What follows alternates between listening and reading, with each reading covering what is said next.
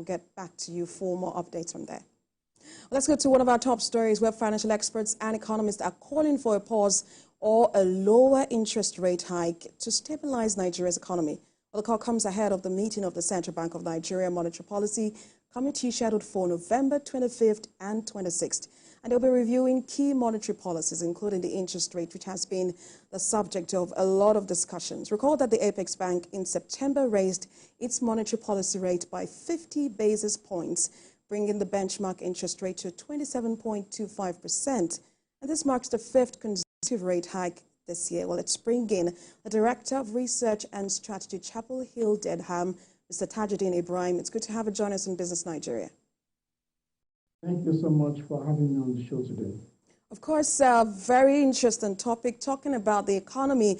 It's on everybody's lips, from the child to the adult. We are all looking at how the economy is affecting our pockets, our food, everything. Mr. Tajuddin, talk to us about what you think, first off. Let me get your reaction to the global and domestic growth figures that, was put across by the IMF and the World Bank. Do you think it has any effect? Is it going to translate to something different later on? I think those growth numbers are indicative of the current environment, and also either we look at it from the local environment standpoint, or we look at it from a global environment perspective. The reality is that we have risk elements that are negative for the growth outlook when we take a look at the global economy.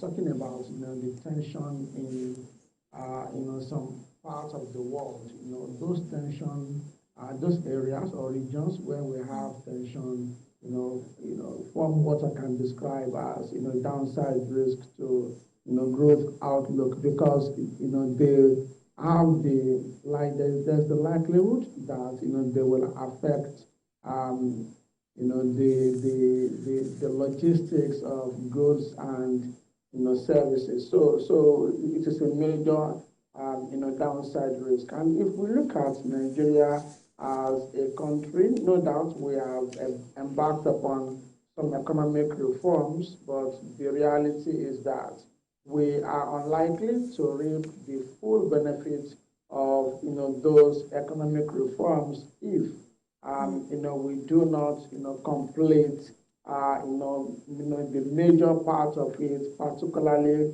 if we do not, become a lot more transparent when we talk about, fiscal policy, if we do not, become a lot more transparent when we talk about MPC in terms of disclosure of, inflows of foreign currency into the economy, in terms of the revenue to the government.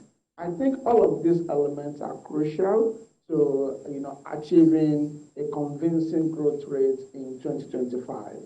You touched on a number of topics, talking about the energy sector and, of course, the economic policies of this present administration. But if we've heard that the IMF, ask us to, for global economies, and I'm talking about, of how you said that global economies are still, of course, gradually they're affecting our economy one way or the other. And these global economies, of course, are gradually addressing their own inflation issues, their own interest rate issues. And for the IMF and the World Bank, they've said Nigeria is undergoing reforms, right? And they're asking us to stay the course. What alternative do we have? Should we still stay the course now that you're saying that we would get to see the effect much later on?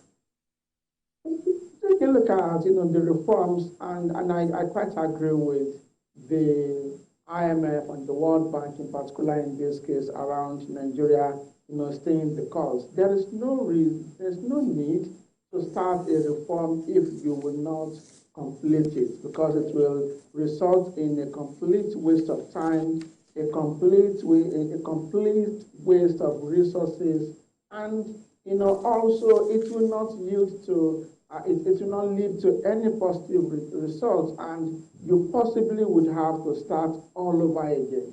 Looking at the World Bank, for instance, they recognize about 10 different areas where Nigeria has made some changes within the past 2 years. in 2022 versus 2024, there are some key areas that are related to monetary policy.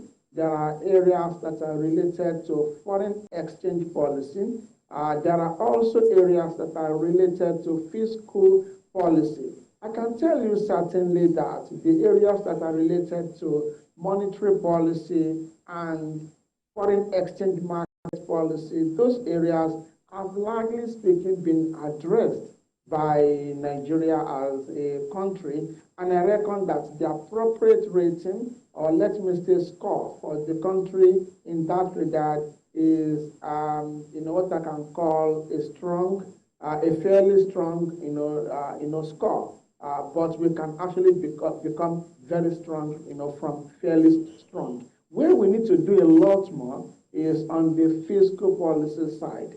On the fiscal policy side, we still have a situation where there is the NMPC, for instance, is not transparent enough, and we lack clarity around the revenue generated and shared or let me say remitted to the government. So we need a lot more transparency in that regard. That is one in terms of fiscal policy. Another element is around PMS subsidy removal. While I agree that we have removed fuel subsidy, it is very important for the government to focus on ensuring that the subsidy removal, the proceed, is invested in infrastructure that can generate income for the government, that can generate employment opportunity. When we put all this in place, we will in future see the accretive impact it will have on our economic growth. I think those are some of the key areas. The large or the bulk of the reforms to be completed is sitting with the fiscal authority, which I believe they should address as quickly as possible. I would like to get your expectations from this month's MPC meeting, considering the figures we've seen with inflation and all.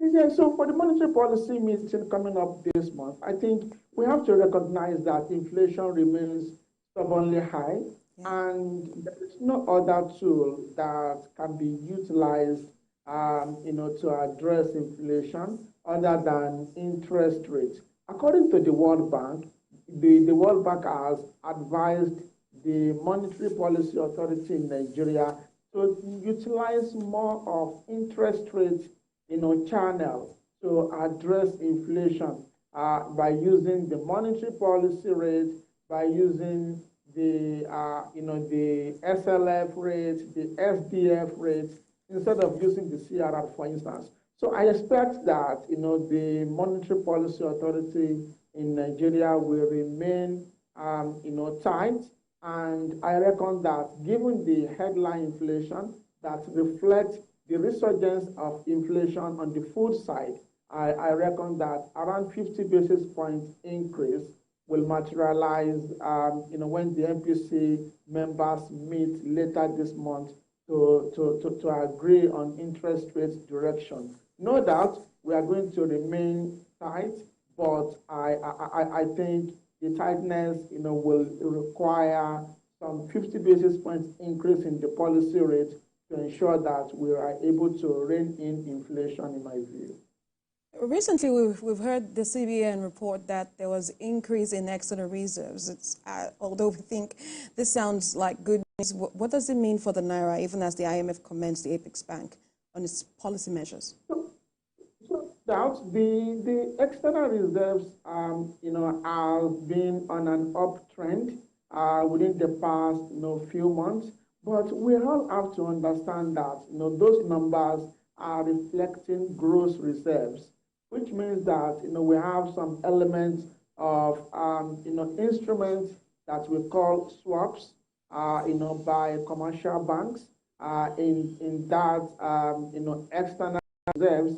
What I reckon is important for the central bank to begin to publish is what we call net external reserves. those net external reserves will reflect the removal of any swap element or any part of the reserves that the CBN cannot really rely on a sustainable basis. And then it will be clear to the market participants what the net reserves look like, and they will price our currency accordingly. And this is where I like the fact that the CBN governor recently disclosed that from 2025 onward, Nigeria will begin to publish its net FX reserves.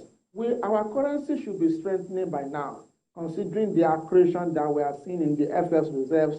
But market participants, players in the foreign exchange market are doubtful around the actual level of the net reserves because they are not published by the central bank. So I expect upon publication from like next year that market players will be a lot more rest assured around what the fair value of the Nigerian naira should be. And to my mind, considering what we are seeing and expecting in terms of inflows, next year looks like a year that the currency should stabilize, in my view. Like, we're really praying and hoping that will happen. Thank you so much for your optimism. But let's take a look at how the U.S. election, of course, is affecting the global market. We understand that some markets, some brands in the U.S. Have been pretty silent on supporting any of the candidates for this year. The elections are just a few hours away. But talk to us about how this would really impact global outlook. The same thing to do is to not tilt too much to any of the candidates. But I reckon that we have seen a Trump